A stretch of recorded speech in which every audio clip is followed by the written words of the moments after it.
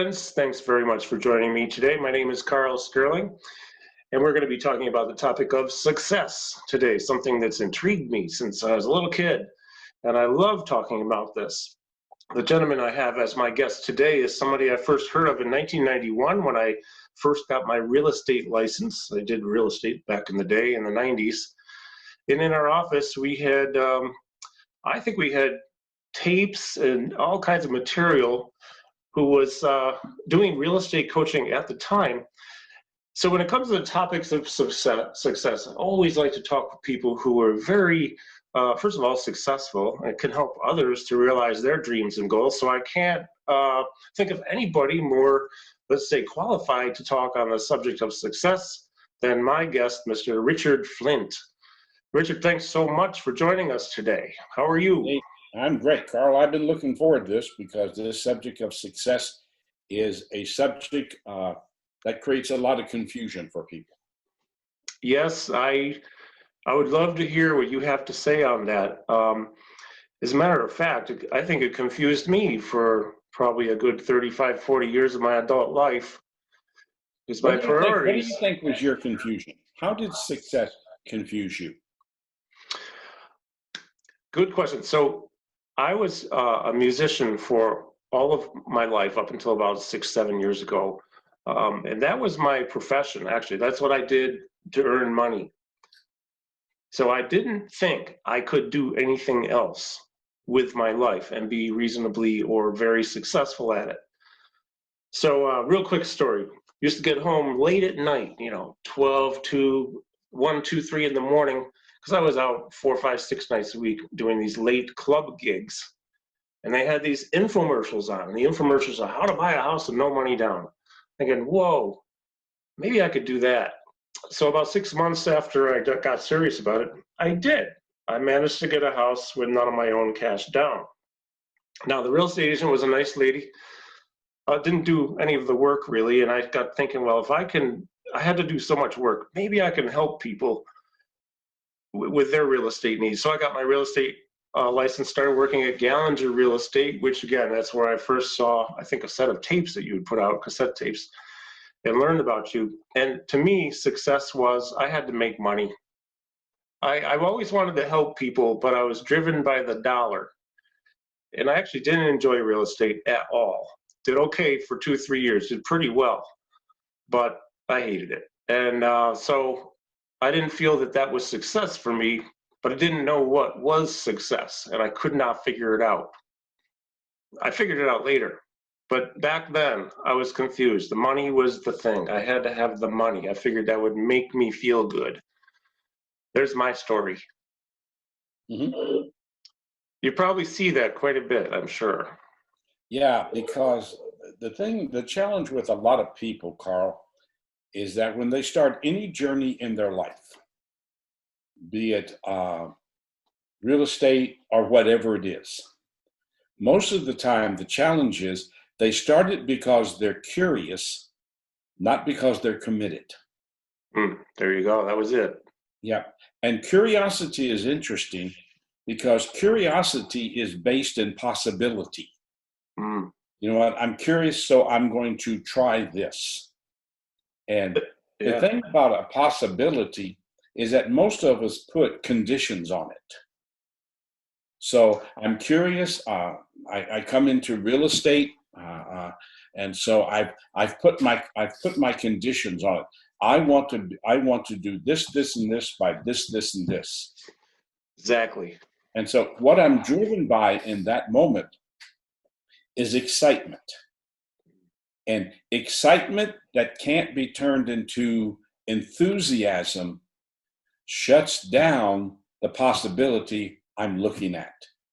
Because excitement is based in a moment. And if that moment does not create fulfillment, if it doesn't meet the expectations I came in with, I become frustrated. And what, people listening to this need to understand, when I become frustrated, then I'm disappointed. And disappointment. That was me back then. Yeah. That was it, man. And disappointment becomes a demotivator. And pretty soon what happens? My excitement goes away. And for a lot of people, rather than taking a deep breath and being honest with themselves that I don't fit here, they just accept that as the norm for their life. Yeah. And they get themselves trapped in a circle of sameness where every day they're not experiencing success, they're experiencing disappointment. Yeah. And that's huge. That is so well said. Well said. And couldn't be more exactly what happened to me during those years. Yeah. And for a human life to understand success, um, there is a process they have to go through. And when I work with people, Carl, and they're talking to me about success, one of the things I help them to understand: if you base success in things, you'll never be successful, because things are about fulfilling a moment, not creating a journey. I love it.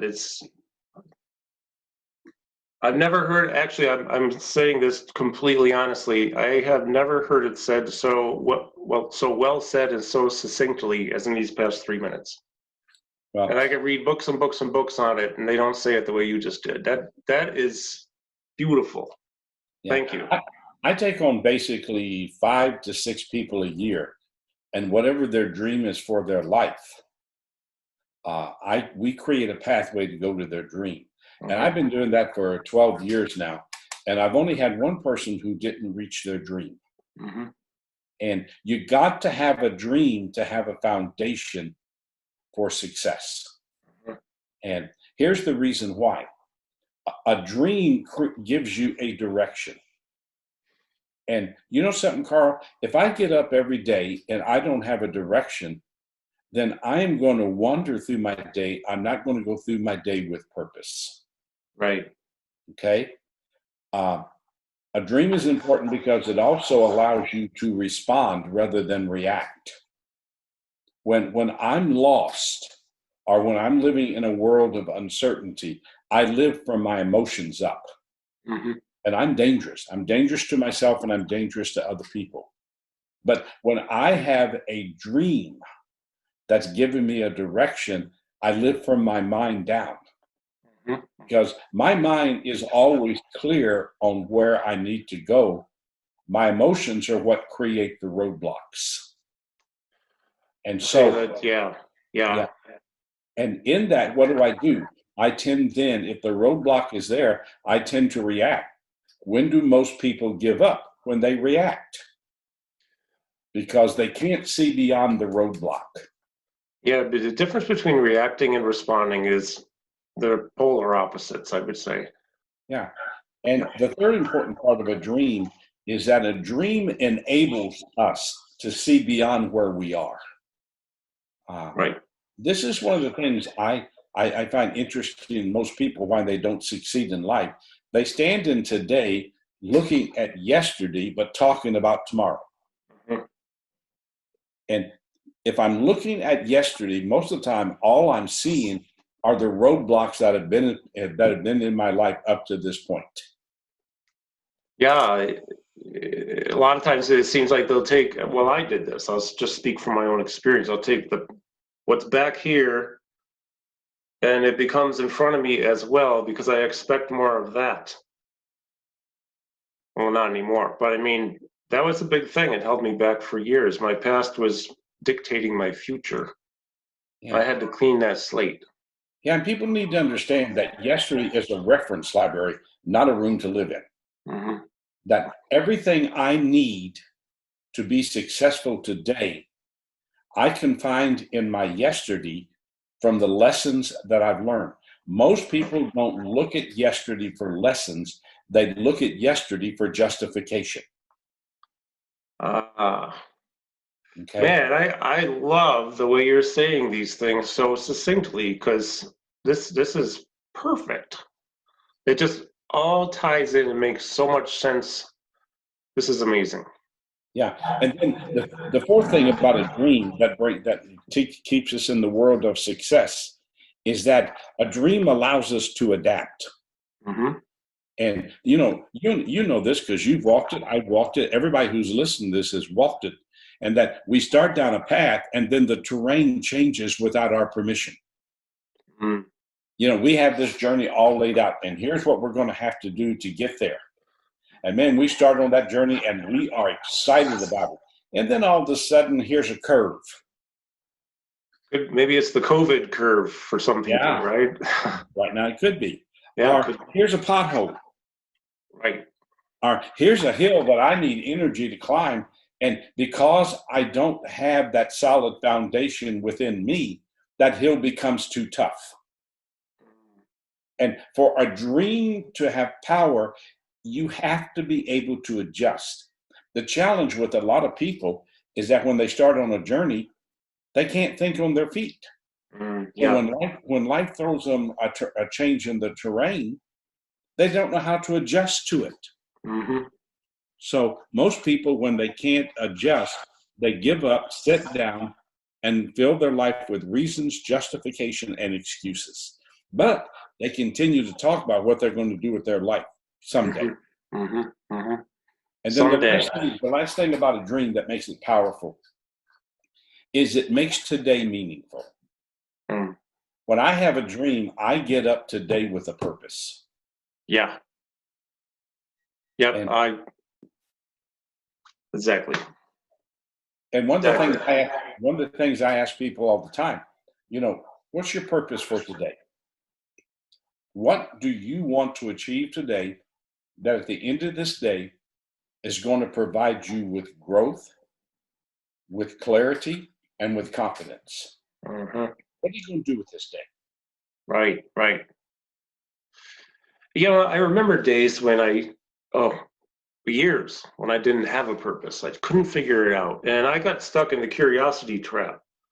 I actually, nobody knows this, but I'll admit it now. I ended up selling windows for about 2 months because I knew a couple of people making good money at it, friends of mine. Nah, that wasn't going to work because I still didn't have an ultimate purpose in mind. It was just an excitement over a thing I could do. Maybe there was a possibility, and then I didn't do very well. I didn't like it either, but I think about that now, and this is so relevant because of each day. I think, especially right now with the situation of people staying at home, I found that the first day or two, I wasn't wandering totally, but I was out of my routine, and I needed to create one because without a routine and a goal, I'm dangerous too to myself. I start thinking all kinds of thoughts that aren't good. I'm not good to be around. Well, one of the things that happens, Carl, and this happens in life, is that we need 2 layers of foundation to build on if we're going to have the clear pathway to success. We need a foundation and we need a subfloor. And the foundation is based in 3 things. What do I believe about me? I mean, if you don't believe in you, forget trying to achieve. Yeah. Because you'll always have an excuse. Okay? Yeah. What do I believe about me? How much do I trust myself? And trust is critical because if I don't trust me, then I worry about everything that happens. Mm-hmm. And then what's my faith? How much faith do I have in my ability to achieve what it is I say I want? And Carl, hear this. If I don't have a strong foundation of belief, then my strong foundation is doubt. If I don't have a strong foundation of trust, then my foundation is worry. Mm-hmm. Mm-hmm. If I don't have that foundation of faith, then my foundation is uncertainty. Wow. And you show me anybody who lacks belief, trust, and faith, and I don't care what it is they talk about wanting for their life, it becomes an illusion. Mm-hmm. Because you can't build if you don't have that belief in yourself, that trust in yourself, and that faith that you can do it. Yeah. Does that make sense? Oh man, that makes complete sense. I can completely relate with that. 100%. When people come to you, I'm curious. Two things. You can answer whichever one you'd like first, and you can go off on a tangent. This is a platform for you to share anything you wish to do. Two things. Do you find that there's a particular type of mentorship or coaching they're looking for to get towards success, whether it's personal, marriage, success, job, financial or career, health? And what is, let's say, the number one obstacle you see people facing that's holding them back? Okay. Those are both very critical questions. And I, I'm different than most people who live in the world of what they call coaching, because I'm not a coach. I am a mentor. And here's why I say that. Most of the people who are coaches, they work in one area of the human life. And normally that's in a person's business. I'm here, they'll tell you, I'm here to help you with your business. Well, here's my challenge with that. You and I and everyone who is listening to this, we live in 4 rooms. We have a business room, which is our number one room of mental stress. We have a family room, which is our number one room of emotional stress. We have a social room where it's supposed to be our playroom where we can unwind. And then we have a personal room where that's where we go to build our dream. Now, here's the challenge. If I come to Carl's Life and I'm going to coach you, and all I do is deal with your business room, I'm not really effective in your life, because your business room is connected to your family room, to your social room, and your personal room. Yeah. But Very true. when I come into a human life, we go through all 4 of those rooms. We're going to redecorate your life, because I know that if the rooms are out of sync, you'll never be successful. And for there to be success in the human life, the rooms of your life have to be arranged in this order. Number 1 has got to be your personal room. And a personal room, Carl, is where someone goes to be by themselves. Mm-hmm. No one can go with them. If they go with them, it's a social room. Mm-hmm. Every dream you'll ever have for your life is born in your personal room. And then I live it out in the other rooms of my life. So if I have no personal room, I have no dream. Or what I have without a personal room, I have a fantasy. Yeah. And fantasies don't last. Mm-hmm. And then the second most important room in my life has got to be my family room or my significant other room. Why? I got to have the family as part of the dream. I watched in my early years, all I worked with was real estate people.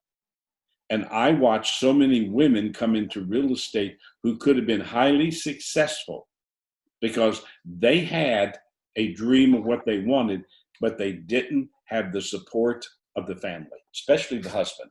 Mm-hmm. Mm-hmm. Because many men are fearful of a wife being more successful than they are. Mm-hmm. Mm-hmm. And if you do not have the support of the family room, then there's going to be constant emotional collisions that go on. And then when I have my personal room, my family room, then my third and most important room is my business room. Everybody wants to make that your number one room. If you do and you don't have the foundation of the other 3 rooms, the foundation will crack. Yeah. And then you have your social room. You got to have some place to go laugh. You got to have some place to unwind. And this new abnormal, and I don't call where we are today the norm. I heard it again this morning. This new normal. This is not the new normal. Mm-hmm. This is the new abnormal. Yeah. Yeah, I would agree there. This can't be the new normal. No, if it is, then we're going to create a world of total fear. Mm-hmm. We will get through this. Yep. And each of us will get through it. But the question is, what will we look like on the other side? Mm. because this time that we're going through right now can be some of the most important time that we've ever lived in our life, because we've got time now to re-examine the priorities of our life. Right. And Exactly. what's important to you? And I just came off of a question answer time. We did a question answer time with 100 people this morning, allowing them to ask me questions about what they're going through in their life right now. And the thing that we kept coming back to, how are you using this time right now? Right. This is opportunity. My wife and I talk about this every day. This is opportunity time for so many reasons. Yeah, because you've got time now to really slow down. Yeah, but it's challenging for people to slow down. I mean, we have to be able to adjust. And I don't know if you see this, but I see it in people all the time. It's challenging for people to let go of what they were doing and slow down and adjust to where they really are right now. Yep. I know what you mean. Yeah, I can relate to it personally. I think I finally slowed down last year, but a big major health problem is what caused me to really change my thinking and actions. So I'm fine now, thankfully. So now we have more opportunity right now. And this is how people have to look at this. They've got to look at this time as a time of opportunity. You know, and Carl, I would really challenge your listeners to put their life to a test of 4 questions right now. I mean, every time I work with somebody in any level of life, one of the first things we do is we have to deal with 4 questions. And right now, in this new abnormal, is the time for you as an individual, for you and your wife as a couple, for you as a family, to really sit down and deal with these 4 questions. And question number 1, what do I really want for my life? Not what do I want for my life, but the word really changes the whole thing. What do I really want for my life? Is what I'm doing work-wise, is that really what I want for my life? Is what we have as a marriage, is that really what I want from a marriage? Our family, is this really what I want for our family? And you can't go anywhere until you can answer that question. What do I really want? And then question number 2, why do I really want it? Right. The why. Right. Yeah. But here's the other thing, Carl. We live in a world today where everybody wants to put the why first. I've got 3 or 4 books over here dealing on the why factor. And I don't agree with putting why first. If you don't know what, you'll never know why. Yeah. That's why my questions are arranged like this. What do I really want? That creates my direction. Why do I really want this? That creates my purpose. And it forces me to be really honest about, why am I spending all this time, all this energy, and to do this? Why do I really want to do this with my life? And then question number 3, big question. What price am I willing to pay to obtain it? Yes, sure. Right. And then the 4th question, which is the cement. What behaviors will I need to improve to get me there? Yeah. The action. Yeah. Well, around the world, I'm known for 3 words. Behavior never lies. That the essence of truth is not what someone says, it's what they do, Carl. The essence of truth is behavior. Yeah, that is, well, here's what's happening to me right now. I love it because, man, I'll tell you, I have in my phone here, I was just looking up a book that is called Start With Why. Yep. I don't know if you know that book. Right over there in my library. Okay. I have not read it yet. I have probably 100 books in my Audible. I learn better with audiobooks. I enjoy that. But anyways, you just made me think of that. So I'm going off track there. But this why factor, the what factor And the way you're saying this, actually, I'm total ADD for 1 minute, so I'll come right back around. What I really wanted to say when I did this is I have so many books, and you're saying in 25 minutes what it would take me 10 books to read to really get to the nuts and bolts of things, get right down to it. And I'm saying this honestly because I never heard it put the way you put it, and I love it. I love it. So all of you who are watching, I hope that you love this too, because this is, to me, this is the gold right here. This is the every word you say means something, and it's great. Well, we live in a world where most of what we state through confusion. Mm-hmm.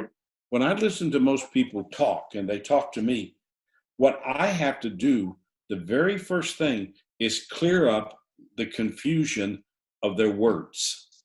Mm-hmm. Because most of us are not taught how to talk with clarity because we live with our life in confusion. And one of the reasons I came up with these 4 questions is to remove that confusion. Right. And take us to a world of clarity. These 4 questions will create clarity for a human life. I mean, what do you really want? What is your direction? That's clarity. Right. Why do you really want this? What's your purpose? That's clarity. Mm-hmm. What price are you willing to pay? That's clarity. Mm-hmm. And what behaviors will you have to improve to achieve it? That's clarity. You put me on a pathway to clarity, and you give me a whole different definition of success. Mm-hmm. Wow. Yeah, that's, and you can break all those down and study each one of those questions. And it could take a while to figure it out for some folks. Well, and they come in one order. You can't change the order of the questions. If you do, the whole process falls apart. Yeah, no, exactly. And thanks for clarifying that. Yes, absolutely. You start with what? Yes. And it might take a while. I know I didn't know what I wanted for a long time. Wow, this is great. So is there a particular starting point you find that not where you start with people, but when you first talk with somebody, is there a particular common roadblock you find to be, let's say, the most common? Yeah. The biggest, because you asked about the biggest obstacle, Mm-hmm. the number one obstacle in the human life is honesty. Oh, yeah. Most people live in a world of illusion, Mm-hmm. not the world of a dream. You know, When it comes, no, I'm sorry. Go ahead. I learned because I used to work on the staff of a very, very large church where I was in charge of the counseling division. And one of the first things I learned in working with people, not through their problems, I don't believe in problems. I think problems are an excuse. Mm-hmm. But to work people through their confusion, one of the first things I learned is that most people want honesty as long as it's not honest. Mm-hmm. And, you know, I tell everybody that I work with, everyone that I mentor, I tell them up front, in the beginning, you're going to love me. I'm going to be the best thing that's ever entered your life because I'm going to show you peace. I'm going to show you calmness. I'm going to show you purpose. I'm going to help you find direction, and you're going to love me. But some point in this year journey, because my contract with a person is a year, somewhere in this year journey, you're going to hate me because I'm going to force you to be honest. Honest, yeah, and then the truth can hurt really bad. Well, because I have to admit it. Yeah. And here's the thing, once I admit it, I'm now accountable to it. Mm-hmm. Once I become accountable, I'm now responsible for the behavior. Exactly, yes. It just was, yeah, behavior. So if the behavior doesn't change, you're not accountable. Well, that's not going to work out too well. Well, and you know this as well as I do. Most people want to improve their life as long as they don't have to change anything. Mm-hmm. Mm-hmm. Okay? And this is one of my roadblocks I have with people. I can show you the pathway, but I can't do it for you. And I one of my favorite things is when someone looks at me and goes, "Okay, I'm going to tell you this, but I bet you've never heard this before." And I think, yeah, 40 years of working in human behavior, and you think I've never heard that before. There's nothing you can throw at me that I haven't helped somebody work through to find the pathway to clarity. And my God-given gift, if God's given me one talent in life, it's the ability to take what looks confusing to people and show them the pathway to clarity. Mm-hmm. Once you have clarity, you begin to create a healthy definition of success. There is no success in confusion. There's only disappointment.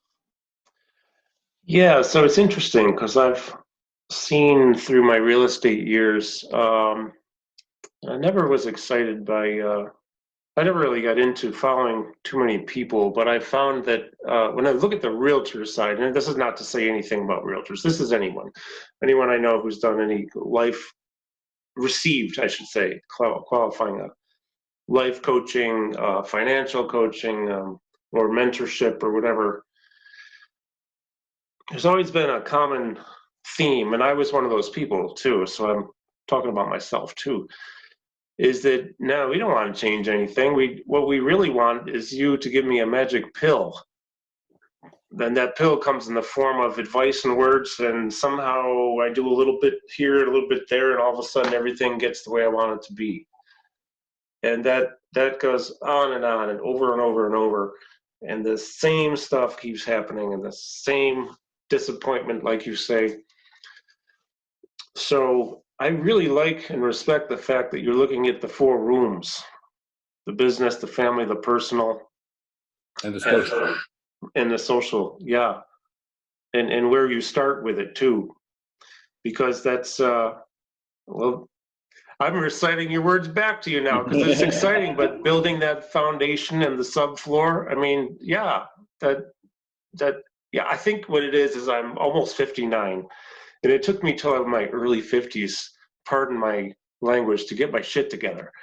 I was just a mess. But Well, you know, Carl, let me take you back to something you just said, because it was a time in our history that really punished a lot of people. And that we went through this time where we lived in a world of positive mental attitude. We taught this, and it was taught from the stage. I listened to people who teach it. I don't care what's happening in your life. You tell yourself it's great and you're going to be great. So you get up in the morning, you stand in front of the mirror, and you look in the mirror and you go, I feel great, I feel great, I feel great. And the person in the mirror goes, no, you don't. No, you don't. And what we taught people to do was lie through life. I'm telling you, I'm sorry, I have to interrupt you 1 second. There was a period of time in the mid 90s. I was at a Remax convention in Dallas, and I saw a speaker. I won't say this gentleman's name because I have respect for him, but he also handed out a list of affirmations and then had us write our own affirmations. And then the deal is you're supposed to get up every morning. You're supposed to read these things, just like you said, in the mirror. And as I did it, I'm thinking, you're a liar, you're a liar, you're a liar. Stop lying to yourself. It's a waste of time because I don't believe any of it and I'm not any of this. And man, it used to drive me crazy. So I stopped. Carl, the worst day anyone will ever have in their life, the absolute worst day, is you get up in the morning, you're talking to yourself in the mirror, and the person in the mirror leaves before you finish the conversation. That's a bad day. That is a bad day. That's all because you got a weak foundation of belief, trust, and faith in yourself. Right. Man, I tell you, I am so glad we're talking. This is the best success interview ever for me. Well, I get asked all the time, how do you know when you're in the right place in life? Because success has to find you in the right place in your life. Mm-hmm. And when you're in the right place in your life, there are three internal feelings that go with it. Number one, I'm happy where I am. And happiness is peace and joy. I was talking to a business owner yesterday, and he told me, he said, Richard, there's no joy to what I'm doing right now. He says, I'm not a happy camper. And I said, well, when you lack the happiness, what happens? He says, I'm slowly replacing it with anger. Oh. When you and I are in the right place in our life, we have that inner feeling of being happy, which creates peace and joy. The second thing that lets you know you're in the right place in your life is you have a sense of fulfillment. Right. At the end of the day, I don't wonder about what I've accomplished. I feel good about what I've done. Mm-hmm. And then the third thing that lets you know you're in the right place, you're living your dream. Mm-hmm. I'm doing exactly with my life what God put me on this earth to do. You love what you do. I do. Yeah. Because when you're happy, you're fulfilled, and you're dreaming, you get to be you. You don't have to be anybody else. I have 16 laws that hold my life together. They're not principles, they're not thoughts, they're laws, and I live by them. Mm-hmm. And number one in my life is, why spend my energy being a carbon copy when I'm the original? Mm-hmm. I am me, and that's all I want to be. Yeah, that's another thing too. And I'm glad you said that, because I didn't realize, well, I've realized it in the past, but it's been a while and I forgot. That's another thing that I struggled with, because I would see, musicians, I wanted to be like them. Or when I got into real estate, there's some realtors, here locally or, around the country or whatever. I'd get to know a little bit about them. I said, man, I want to be like. That's a problem, because I can't be like them. Because when I would try, not that I went trying to be exactly like somebody, but I would try to adopt certain dialogue and behaviors and body mannerisms and whatever, and I was not being me. It didn't feel right. It was a huge amount of effort to be something I'm not, or somebody I'm not. And so I'm relating. I'm just saying this because I'm so well relating to what you're saying. It's so important too. Here's the challenge you were going through, and it's a challenge a lot of people go through. You woke up every day as an actor in someone else's play. Mm-hmm. You were trying to be someone that you weren't, and trying to be someone that you aren't means I'm not being the original that will really allow me to be the valued person where I can help make a difference in people's lives. Mm-hmm, mm-hmm. And my number one foundation that I work on every day is that I want one thing for my life, Carl. One thing. I want to have a presence that has a positive presence when I'm not present. Yeah. Yeah. So when I interview people, I find, first of all, obviously they're uniquely different, because we're all uniquely different. That just made me think of a friend who I interviewed a year ago. He lives in Florida. He comes up here for a business quite a bit. He used to live here. He was saying, what kind of legacy would he want to leave? And he says, well, I'm not a religious man, but I hope that in 2,000 years, people are talking to me like they still talk about Jesus, because he was real and he lived and he did so much good. Like, man, that's really cool. But it's the Jeremy way, not Jesus, not anybody else. It's because it's the impact that he wants to have upon the world in helping people. And I know this man very well. He's all about helping other people, but he's also really happy and highly successful in every area that you mentioned. And I learned a lot there. You just made me think of that too. So when you have a presence when you're not present, bingo, look at the difference you've made. Yeah, and that's the ultimate statement of respect. I mean, we all have people come into our life who we can't wait to forget. But we also have people that have come into our life that have helped us become the person that we are Yeah. because of their presence. And you never forget that person. They may not even be alive today, but they still talk to you in your head. And that's the presence that says that person was successful. It's not about things, it's about the presence you have, where every day your value is demonstrated through your behavior to other people. Yeah, that's exactly. My grandmother, my grandfather, my father, they're all gone, but the impact they had was huge. And I can hear them talking too. I can hear her talking or him. Yes, there are other people as well. Well, you hear people talk all the time about that little voice inside you. Uh-huh. And that little voice inside you are the people who have passed through your life, who have helped you become the right person.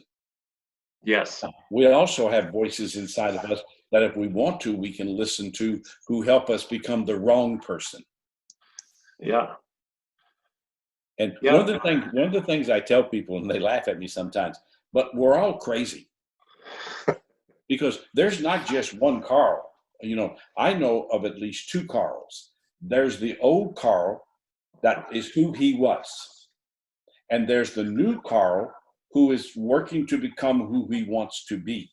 Mm-hmm. And the battle in our life every day is the battle between the old Richard and the new Richard. Mm-hmm.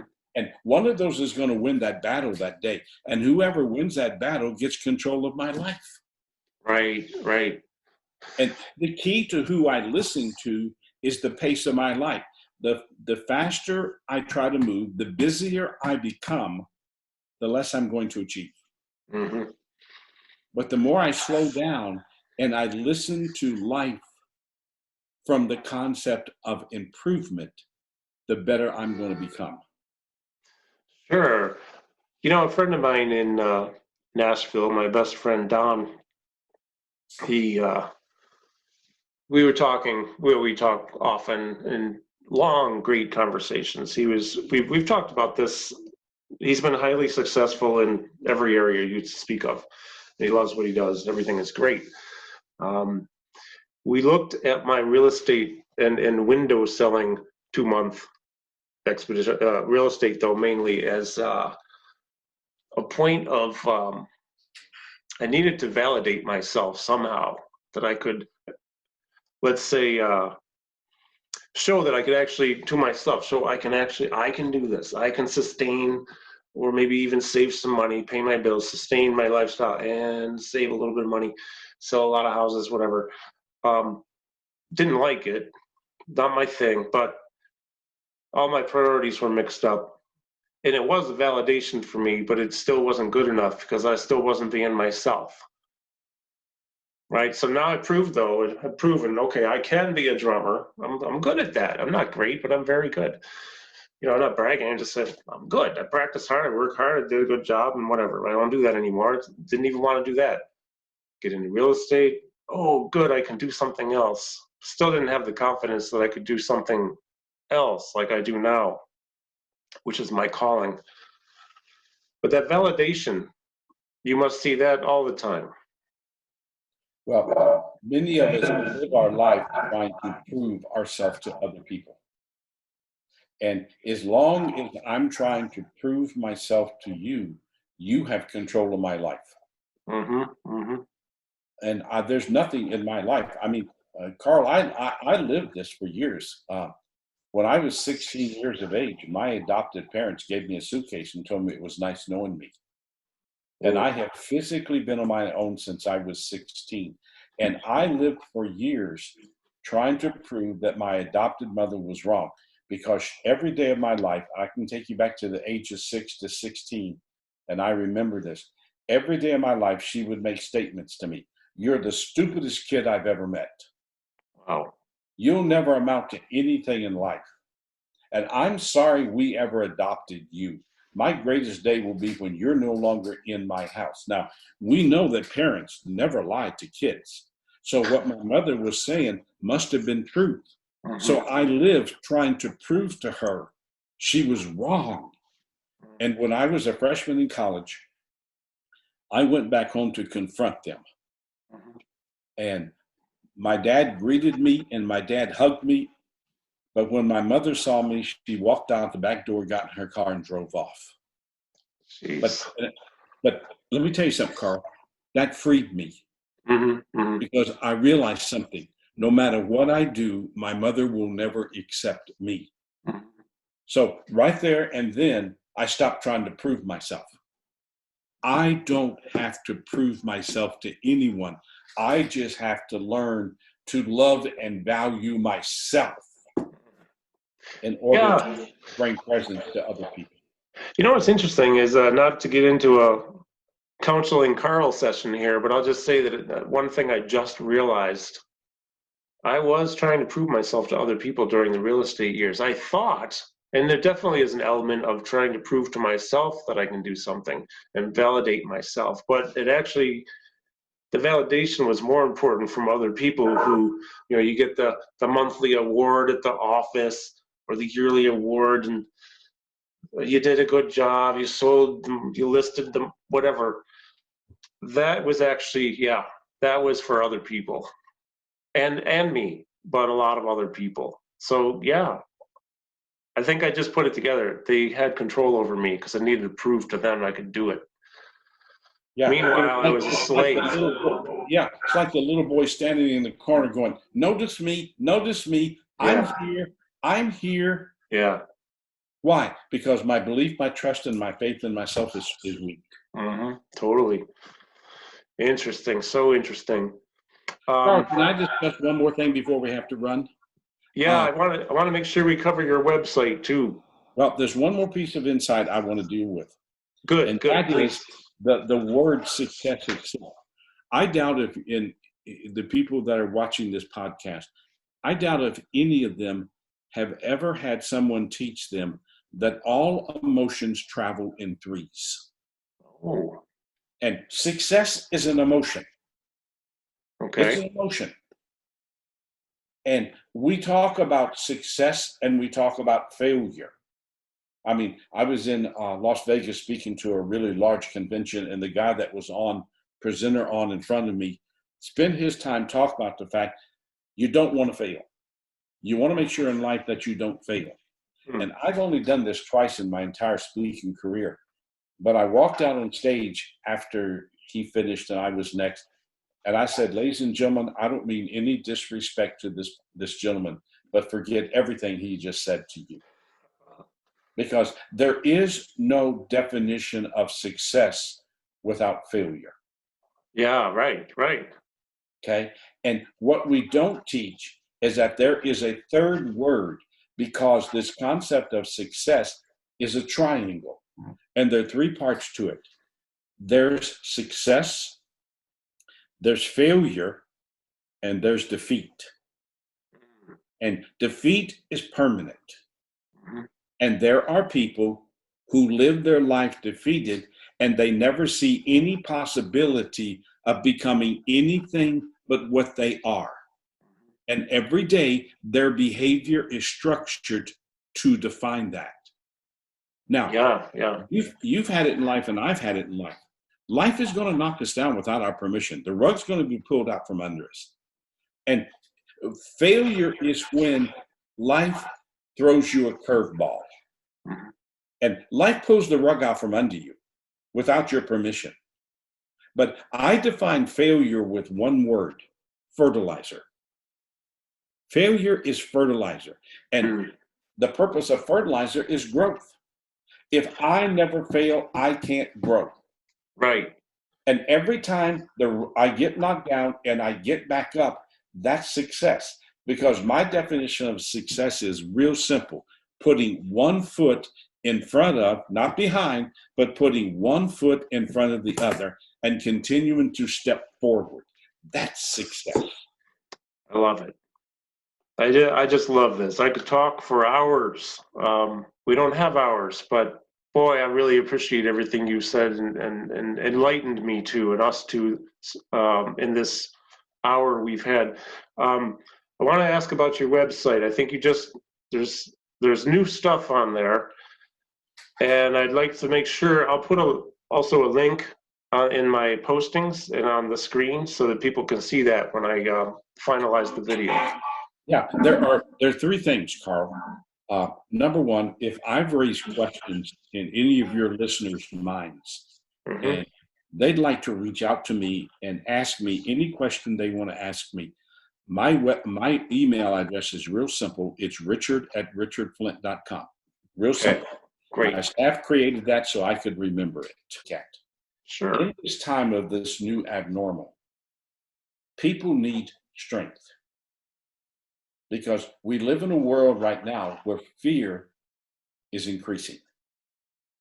So what I've done is I've gone through and I've picked out of all of the things that I've done, and I've done a lot, I've picked out 47 little MP3s, each one with a positive message that is there for today. Oh, and great. They're all listed, and this is where they need to go to see the 47. It's richardflint.e-junkie, JUNKIE.com. richardflint.ejunkie.com. Okay. And there are 47 little opportunities that are there for people to use in an MP3 format to strengthen them during this time of this new abnormal. And please, folks, do not call this the new normal. It's not. It's the new abnormal, because we will get through this. Yeah, we will. We will get through it. Well, that's fantastic. So, Richard, please hang on with me after I end the recording here. Is there anything else you'd like to say? Any kind of, I didn't tell you I was going to ask you this. And folks, when I do these interviews, we only do one thing. We'd say, we're going to talk about blank. Today is success. So none of it was scripted. Any takeaway message you'd like to deliver? Yeah, and it's this. Anything you don't confront in your life, you validate. Oh, that is beautiful. Beautiful. Thank you so much, Richard, for joining me. Carl. Yes. Folks, thank you for watching or listening, whatever platform you're on. I appreciate this very, very much. And I'll tell you, I sure got a lot out of this, and I hope you do too. So thank you again, and have a great day, everyone.